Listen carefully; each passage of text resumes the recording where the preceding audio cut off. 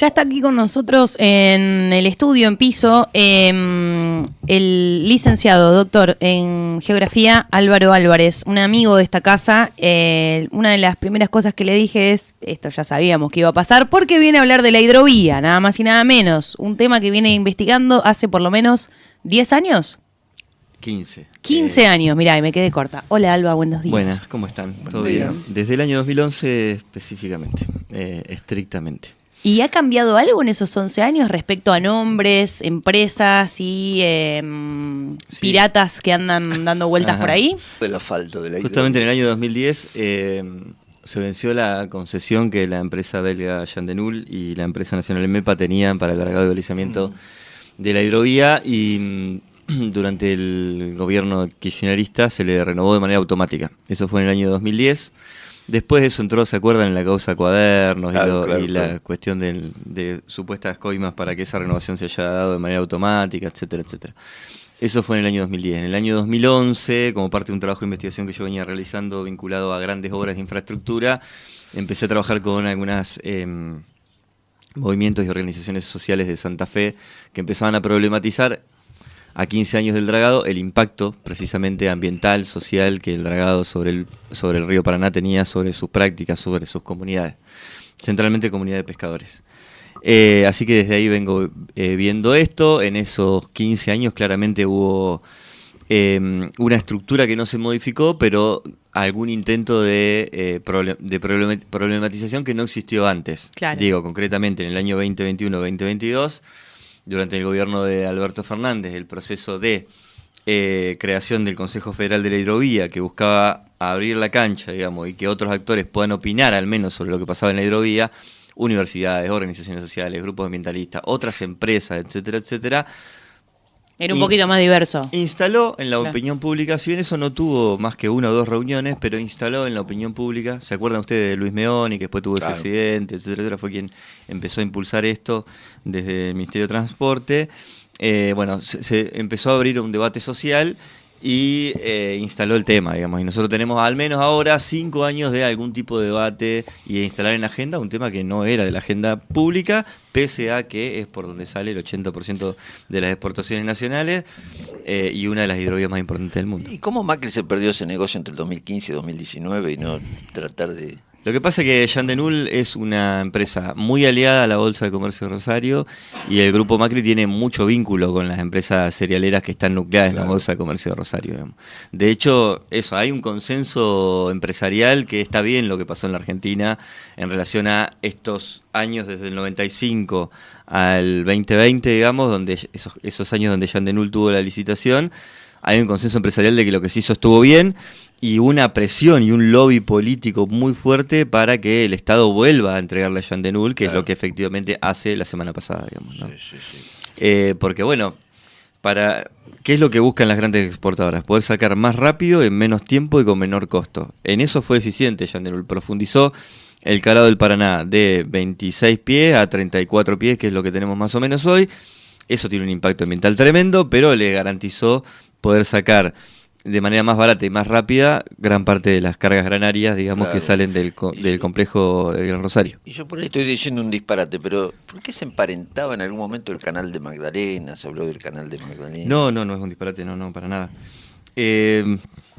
Bueno, Argentina atraviesa un proceso de colapso infraestructural, digamos, ¿no? Ustedes lo saben muy bien, cualquier persona que se sube a un auto e intenta recorrer la ruta argentina puede dar cuenta que nosotros tenemos más o menos 20 economías regionales importantes en nuestro país y están absolutamente desarticuladas, ¿no? Porque el transporte no articula el territorio nacional, lo que hace es intentar vincular los recursos estratégicos, los bienes comunes con los principales puertos, ¿no? Esto fue así siempre, pero ahora estamos pasando por un proceso grave, porque la falta de obra pública, la falta de inversión hace que esas economías regionales estén desarticuladas. ¿Y qué es lo que se desarticula? El mercado interno.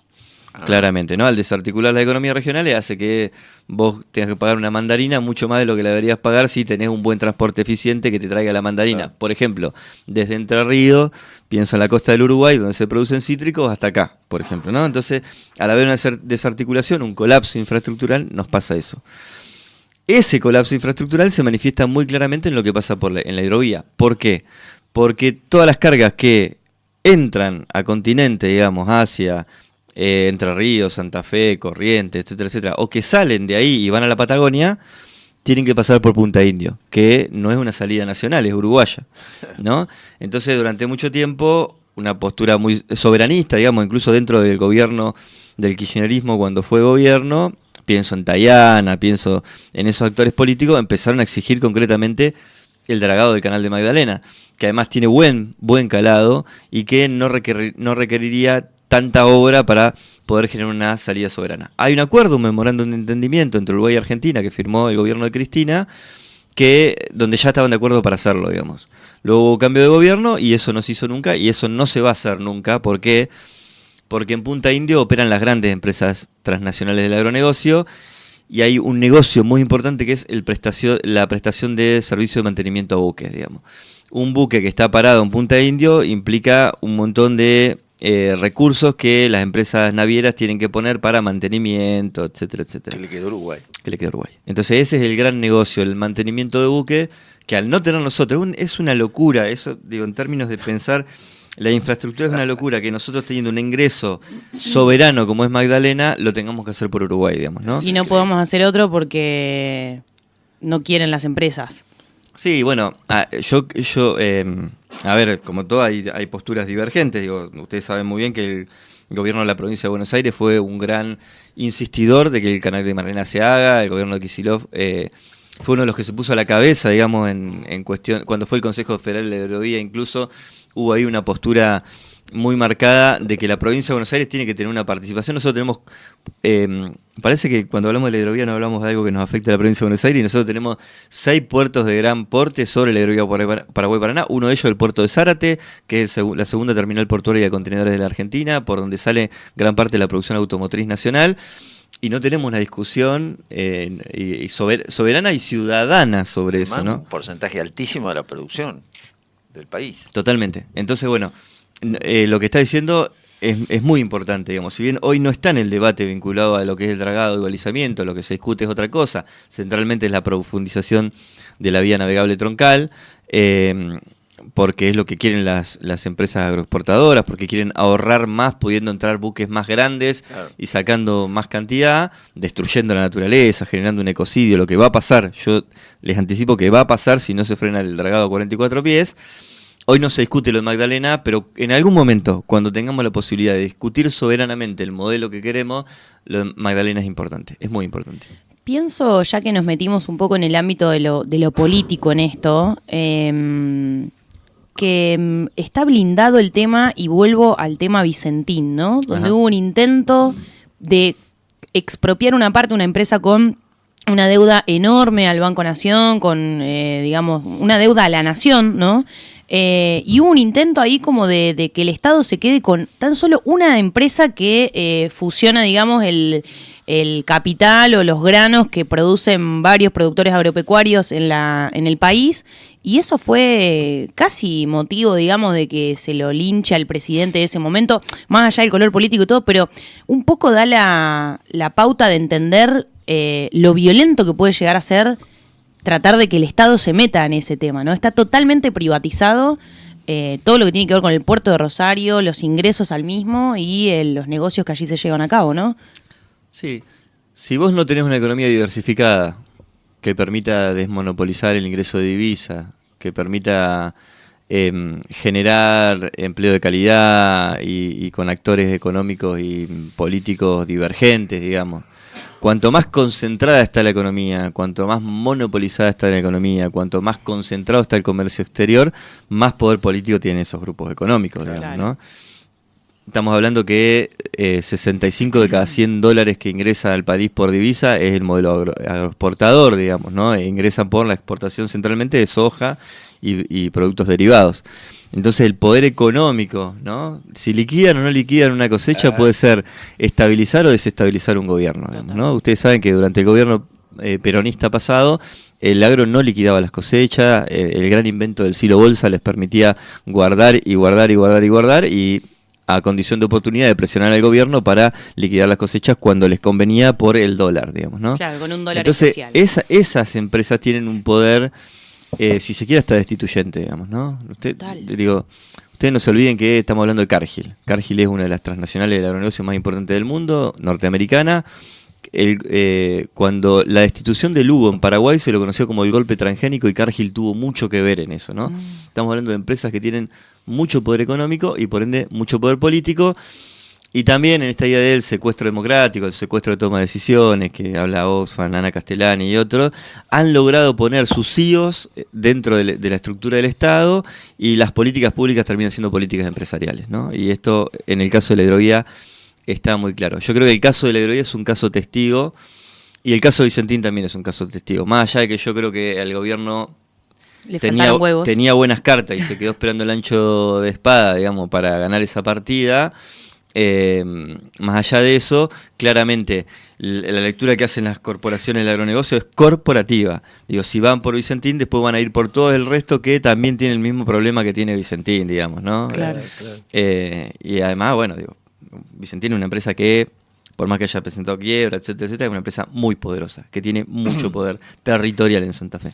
Me acuerdo el debate, el lío que se armó cuando Felipe Solá dijo, cuando volvamos, volveremos con la Junta Nacional de Grano. Claro, bueno. Es que bueno, podemos hablar muchísimo de eso, porque hay 5 cosas que son muy importantes a la hora de hablar de hoy la situación de la hidrovía. Una es que Argentina no tiene una flota mercante propia, esto lo hemos charlado. Argentina tuvo a mediados del siglo XX una de las flotas mercantes más importantes de Sudamérica y del mundo, 160 buques. Hacia la crisis del 2001 ya quedaban creo que 19 y en la actualidad la totalidad de los fletes lo hacen empresas de bandera extranjera, centralmente paraguaya, que Paraguay tiene la segunda flota mercante más importante del mundo. Ha desarrollado una flota mercante muy importante porque las empresas deciden navegar con bandera paraguaya porque no pagan impuestos, ¿no? Entonces, entonces tiene una flota mercante muy importante. Ese es un punto. Otro punto es que Argentina perdió el control soberano sobre el dragado y balizamiento del Paraná, siendo que podría hacerlo el Estado porque tenemos capacidad instalada a mediano plazo para construir dragas. Los astilleros, Argentina ha tenido un desarrollo de astilleros muy importante, lo sabemos. Río Santiago, por ejemplo. Y muchas de las dragas que andan por el mundo, algunas de ellas han sido fabricadas acá y también por capacidad técnica, digamos. Hay gente formada que podríamos tener una empresa dragadora propia con un control estatal sobre eso, pero además imagine usted el encadenamiento productivo que implicaría para la industria naval tener astilleros funcionando, fuentes de trabajo, bueno, todo lo que eso implica en términos de agregar valor, ¿no? Entonces ese es el segundo punto. Perdimos la flota mercante, perdimos el dragado y un tercer punto muy importante, después podemos hablar sobre los otros dos, pero uno muy importante es el desmantelamiento de la Junta Nacional de Grano. No solo porque la Junta Nacional de Grano le garantizaba un precio mínimo a los pequeños. Si yo le garantizo un precio mínimo a los pequeños son competitivos, porque no caen cuando se desmorona el mercado, digamos, ¿no? Entonces el Estado compraba y les garantizaba una ganancia mínima y entonces eso permitía que los pequeños todavía subsistan.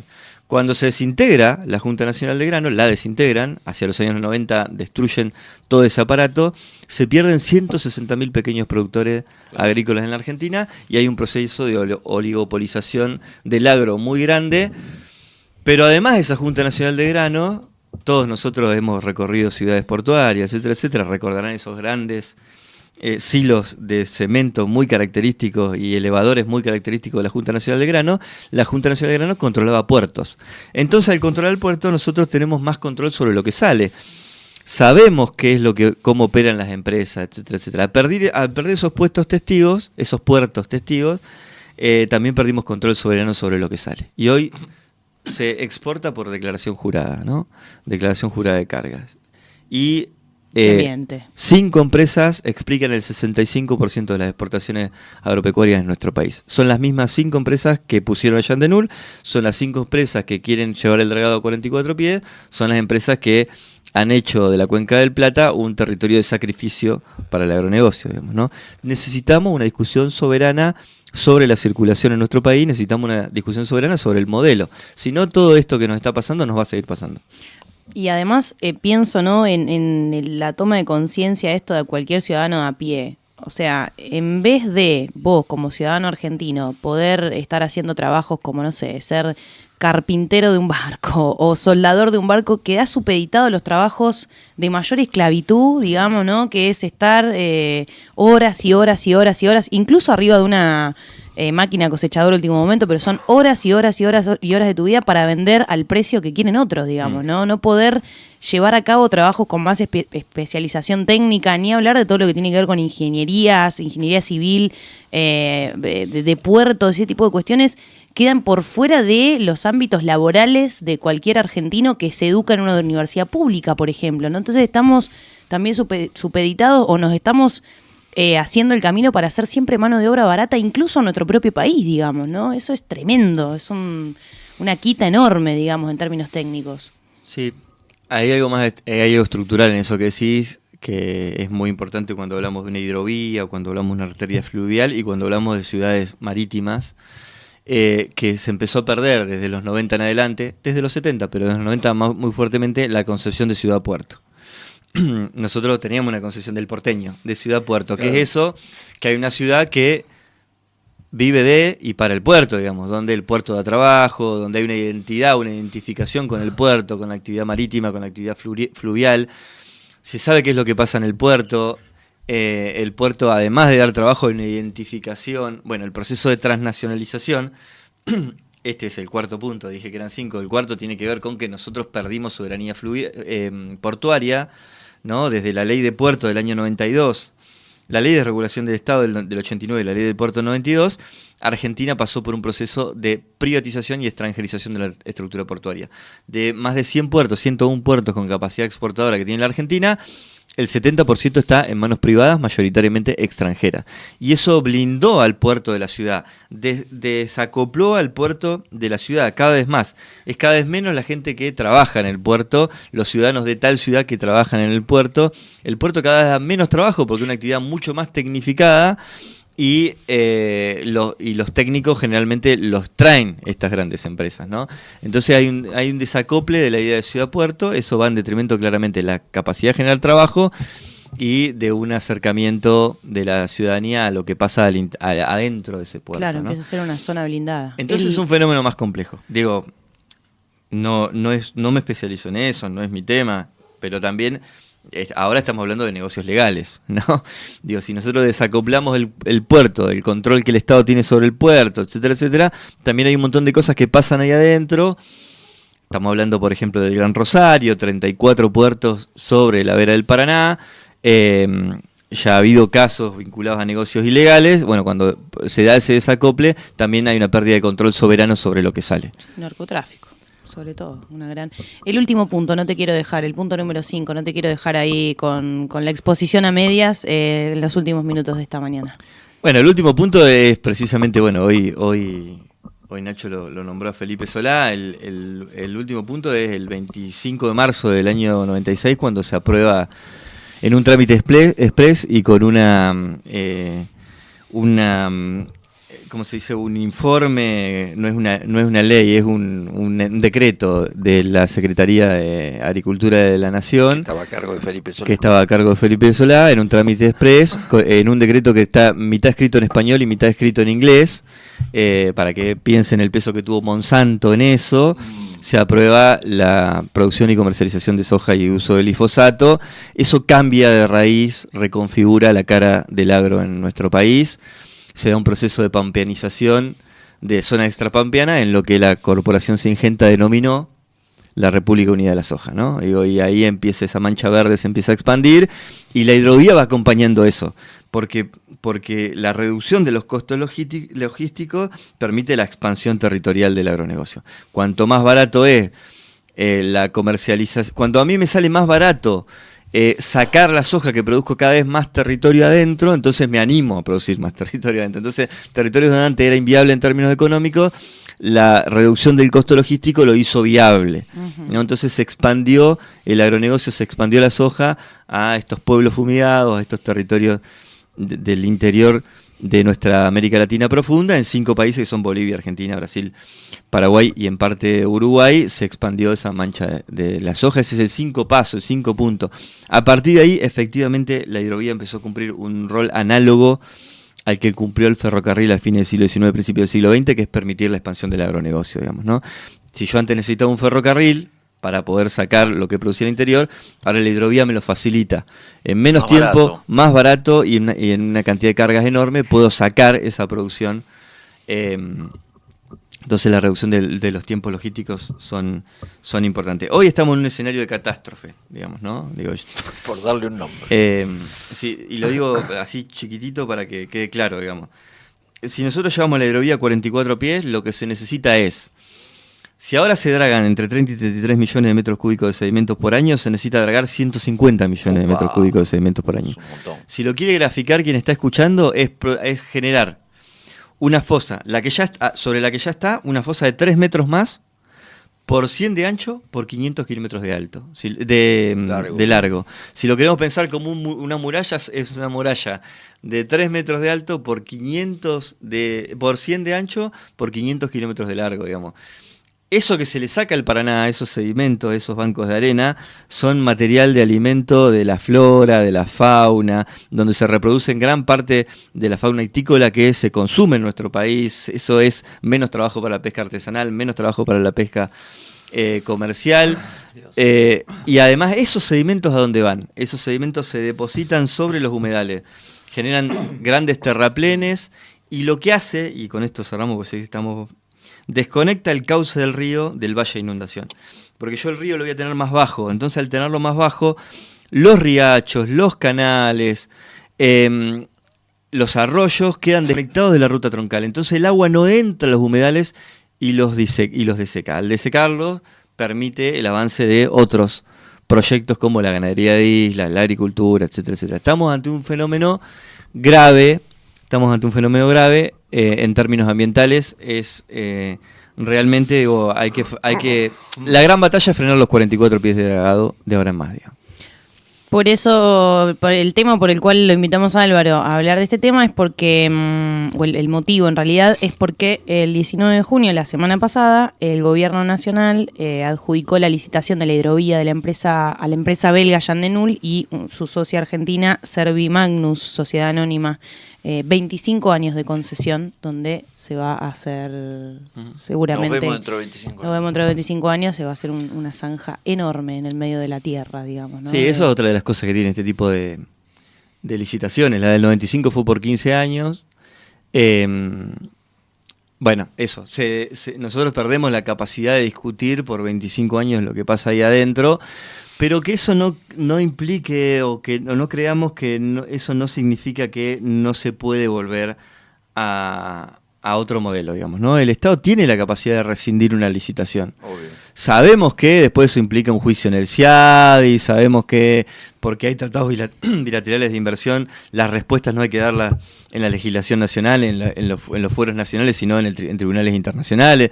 Lo sabemos, digamos, ¿no? Es una gran trampa comercial, pero eso no implica que el Estado no tiene capacidad soberana, que vos, yo, Nacho, no tienen capacidad soberana como ciudadanos de exigir que si el Estado rescinda un contrato, si en algún momento esta gente que hoy nos gobierna se va, digamos, ¿no? Totalmente. Porque si no creemos que las licitaciones son para siempre y que sí o sí estamos atados a una licitación de 25 años porque se firmó en algún momento, digo, bueno, se puede volver para atrás. El gobierno del kirchnerismo volvió para atrás un montón de licitaciones.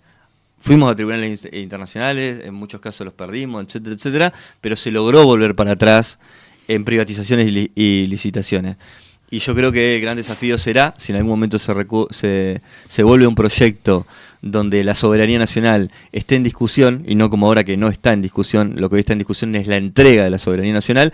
Cuando tengamos nuevamente en discusión la soberanía nacional, hay que exigir que esas licitaciones vuelvan para atrás, porque además fueron hechas de manera fraudulenta, como hay denuncias claras de que no se siguió el procedimiento que debería haberse seguido, sobre todo en materia ambiental. Última, no tenemos estudio de impacto ambiental del año 95 hasta ahora. No sabemos qué es lo que pasó en el Paraná, lo sabemos porque vemos muchos que los estudiamos por otro lado, universidades, grupos de investigación, etcétera, etcétera. Pero el Estado debería exigir estudios de impacto ambiental estructurales y no hay estudios de pacto ambiental estructurales, y hoy estamos pagando las consecuencias de eso. Álvaro Álvarez, aquí con nosotros, doctor en geografía, profesor de la UNICEN, y la posibilidad de escucharlo hablando de este tema que durante muchísimos años lleva investigados y que se va reavivando, digamos, por estas cuestiones. Tratar de meterlo en la agenda, inmiscuirnos un poquito con estos temas. Nacho, querido, nos despedimos desde acá.